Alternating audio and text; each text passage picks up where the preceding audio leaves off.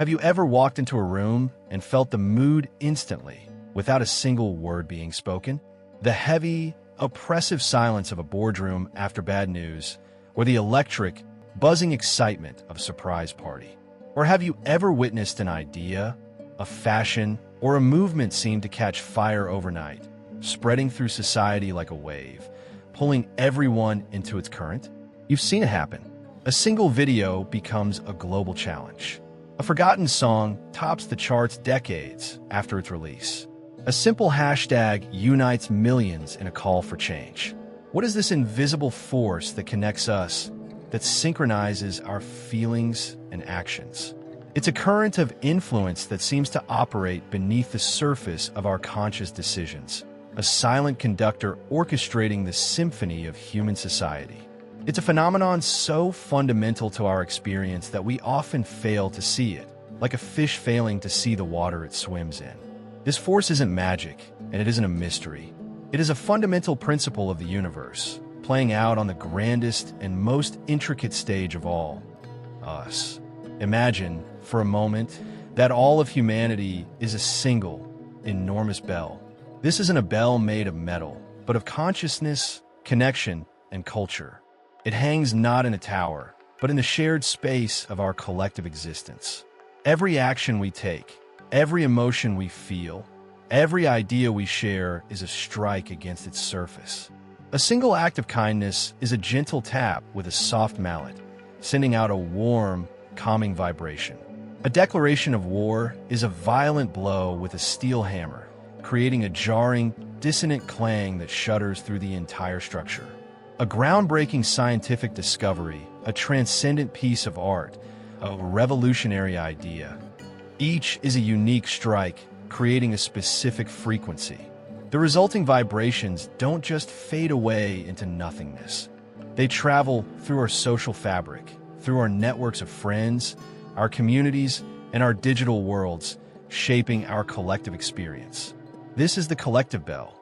In this video, we're going to explore how this principle of shared vibration, from the hard science of physics to the soft science of sociology, is one of the most powerful, yet overlooked, forces shaping our world.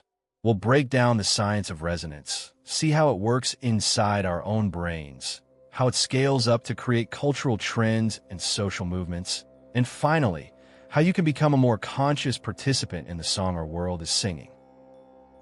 Before we can understand how an idea can shake the world, we must first understand how a sound wave can shake a tuning fork. The concept begins with a beautifully simple phenomenon known as sympathetic vibration. Imagine two guitar strings, tuned to the exact same note. If you pluck one, a strange and wonderful thing happens.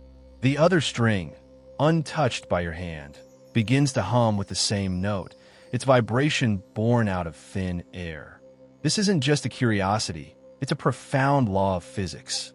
Energy is transferred most efficiently between objects that share a natural, inherent frequency. The first string sends out sound waves, vibrations in the air, at a specific pitch. When these waves wash over the second string, they find a perfect dance partner. Each wave gives the string a tiny, perfectly timed push, adding its energy to the string's natural desire to vibrate at that exact frequency. It's a conversation without words, an energy transfer guided by shared identity. This principle is everywhere. It's why certain notes seem to make a room hum, as the sound waves find objects, a window pane, a piece of furniture, that share their frequency and set them vibrating in sympathy. This gentle sympathy, however, has a far more powerful and dramatic sibling, resonance.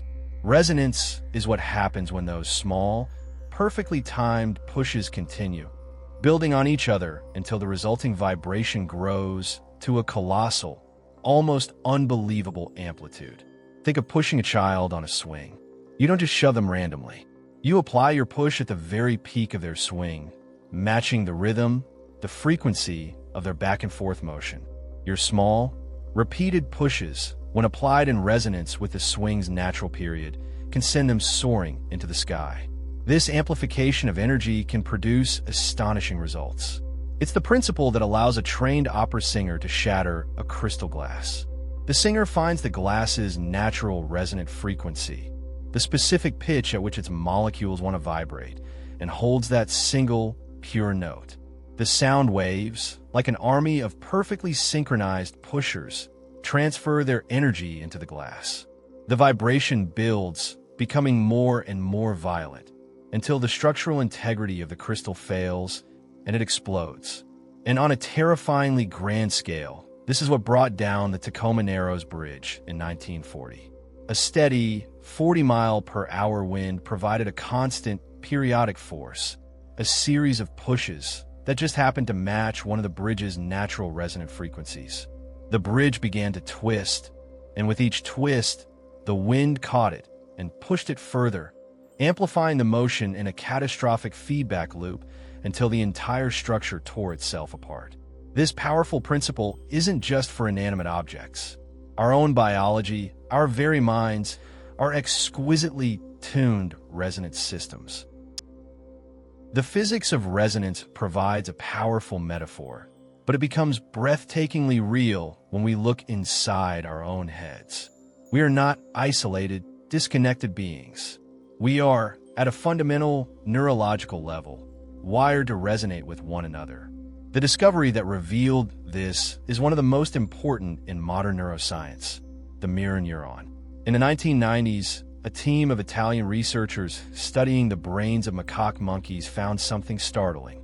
They had wired a monkey's brain to identify which neurons fired when it reached for a peanut.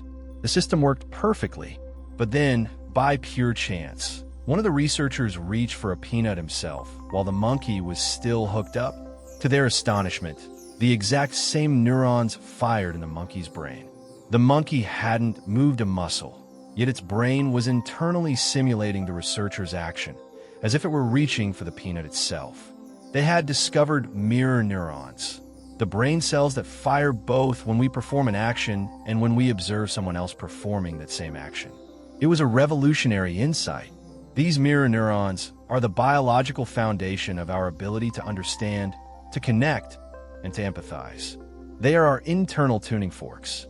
When you see a friend smile, your own smile, neurons fire, creating a faint echo of their joy within you.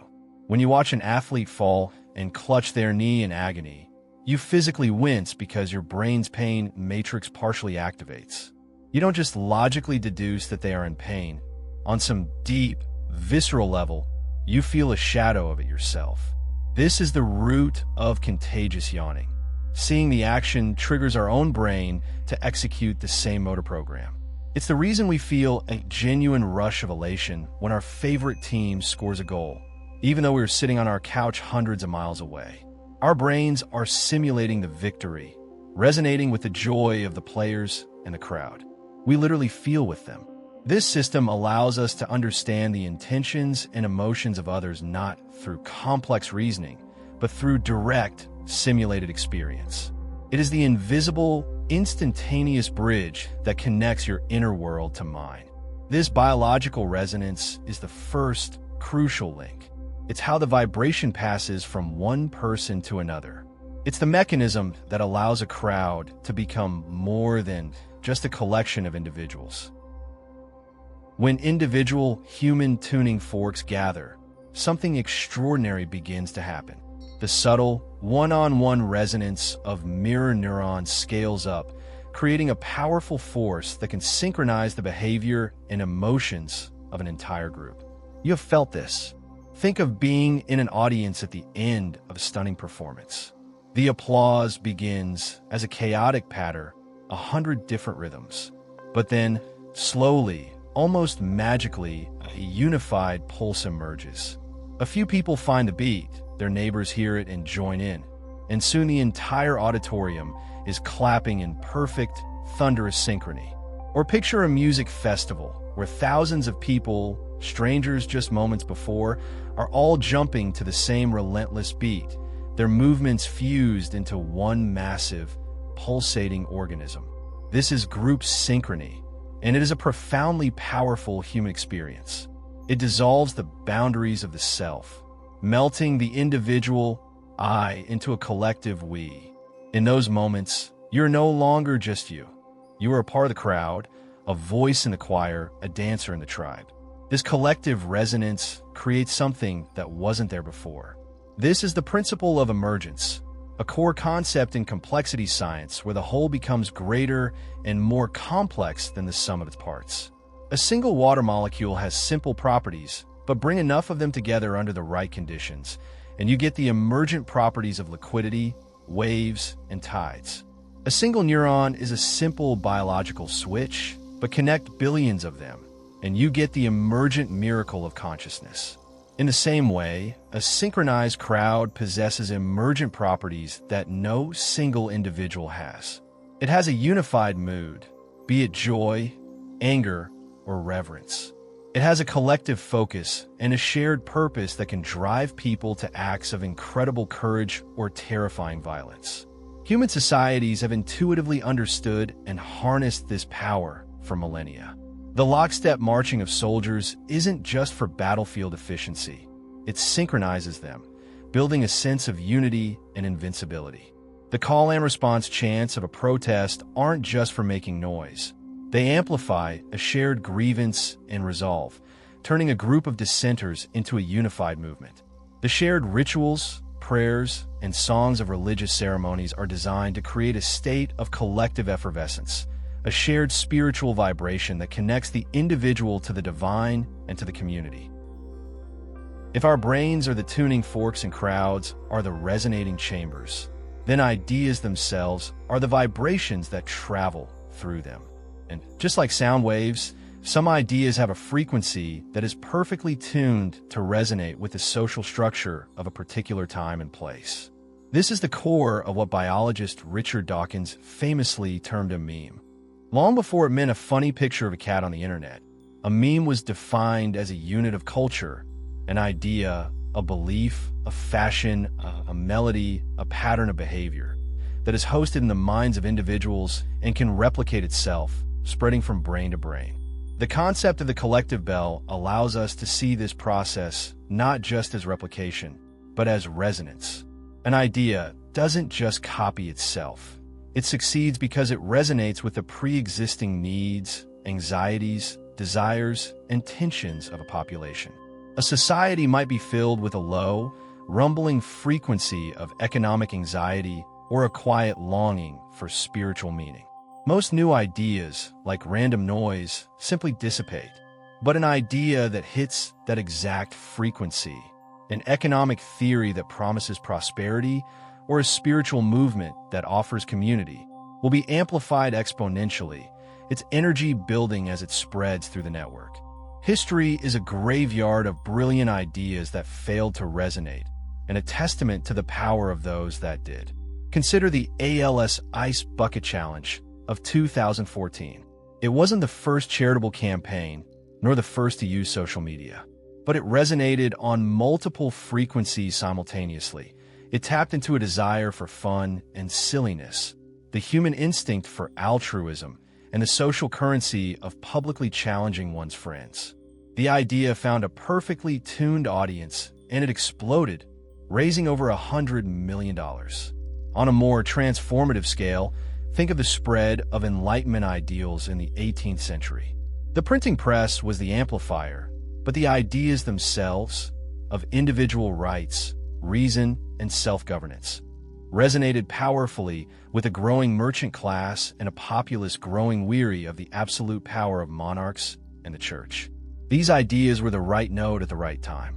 And on a cultural level, consider the humble blue jean.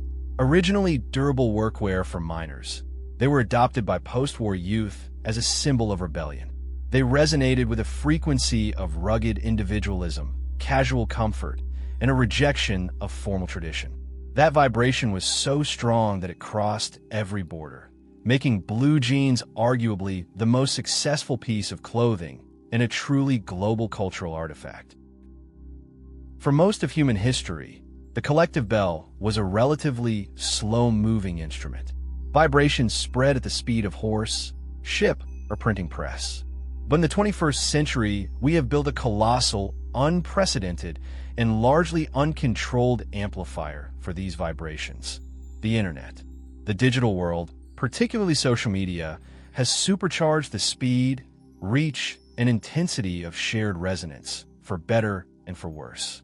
The algorithms that govern our online experience are, in essence, resonance-finding machines. When you watch a video on YouTube, or like a post on Instagram, or share an article on X, you're telling the algorithm, "This resonates with me." The platform's primary goal is to keep you engaged, so it dutifully goes to work, finding and feeding you more content with the exact same frequency. It connects you with other people who resonate with the same things, creating communities around shared interests, beliefs, and identities. This could be a wonderful thing, allowing niche hobbies to flourish and support groups to form across vast distances. But it also has a profound and often perilous side effect. This algorithmic curation creates what are known as echo chambers and filter bubbles. In an echo chamber, you are surrounded by voices that confirm your existing beliefs, amplifying them until they sound like indisputable truths. In a filter bubble, the algorithm simply stops showing you dissenting or alternative viewpoints altogether. You don't even know what you're not seeing. This process dramatically accelerates the polarization of our societies. It takes a small spark of political disagreement and, by feeding it a constant stream of resonant outrage, fans it into an inferno of animosity. Negative emotions, particularly fear, anger, and tribalism, are intensely resonant. They are simple, powerful, and highly contagious frequencies that spread through digital networks like a virus.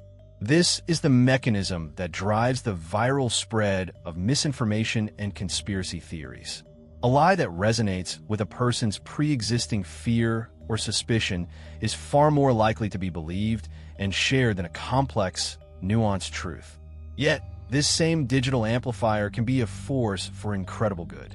It's how movements for social justice like hashtag Black Lives Matter or hashtag MeToo became global conversations, forcing long overdue reckonings. It allows for instantaneous scientific collaboration and citizen journalism that can hold power to account. The amplifier is neutral. It just makes the vibrations louder, faster, and more powerful than ever before. So, if we're all part of this vast, vibrating system, constantly being buffeted by the frequencies of our culture and our algorithms, are we just helpless? Are we simply passive receivers, destined to be carried along by the loudest and most dominant vibrations? No, absolutely not. We are not just the metal of the bell. We are also the ones ringing it. Every single one of us has a hand on the mallet. The first and most crucial step in reclaiming your agency is to practice self-awareness. Think of it as developing your ear. When you feel a sudden surge of anger after scrolling your feed, or a wave of anxiety after a conversation, pause. Ask yourself a simple question. Is this feeling truly mine, or am I resonating with a vibration I just absorbed? Is this my anger, or the algorithm's anger, designed to keep me clicking? Is this my anxiety, or am I catching it from the people around me? Simply taking a moment to identify the source of the vibration is an act of power. It creates a space between the stimulus and your reaction, a space where you can choose whether or not to let that vibration amplify within you. This is emotional and intellectual hygiene for the modern world. Once you can hear the notes, you can begin to curate your inputs. You are the conductor of your own mental orchestra. Be conscious of your media diet. If your feed is a constant stream of outrage, it will tune you to an anxious and angry frequency. Intentionally seek out different perspectives.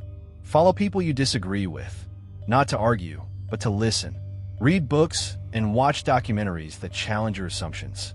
Make a conscious effort to step outside your echo chamber to dampen the effects of harmful resonance and introduce new, more complex harmonies into your thinking. Most importantly, remember to be an intentional broadcaster. You are not just a receiver, you are a transmitter.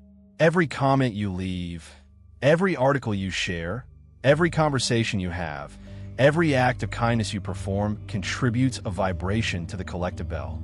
You have a choice.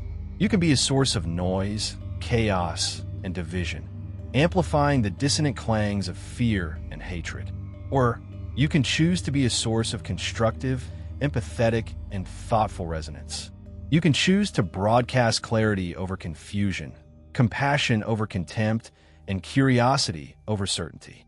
You can, in your own small but significant way, be the tuning fork you want to see in the world. We began our journey today with the simple, elegant physics of a tuning fork and have arrived here at the profound and inescapable responsibility of shaping our shared reality. We've seen how the fundamental principle of sympathetic vibration is not just for strings and bridges, but is embedded in our very biology through the magic of mirror neurons, connecting our inner worlds in a way that makes empathy possible. We've explored how this connection scales up, synchronizing us in crowds and creating emergent states of collective emotion and purpose.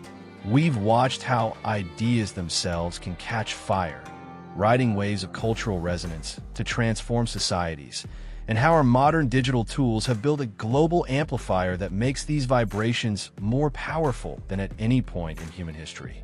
The collective bell is always ringing. It is the constant, underlying hum of our interconnected world, the background music to our lives. That music can be a chaotic, jarring noise of outrage, misinformation, and division, a sound and fury signifying nothing. Or it could be a harmonious chord of progress, understanding, and collective achievement. The sound it makes is not predetermined. It is the sum total of all the notes we choose to play. The great challenge and the great opportunity of our time is to learn to listen to its sound, to understand its immense power, and to consciously, deliberately add our own clear, compassionate note to the collective song. The world is listening.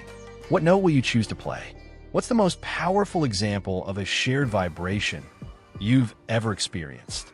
A concert, a protest, an online movement, or maybe just a perfect moment with friends? Share your story in the comments below. Let's learn from each other's experiences. And if this video resonated with you, please consider subscribing and ringing that notification bell to join our community of curious minds. Thanks for watching.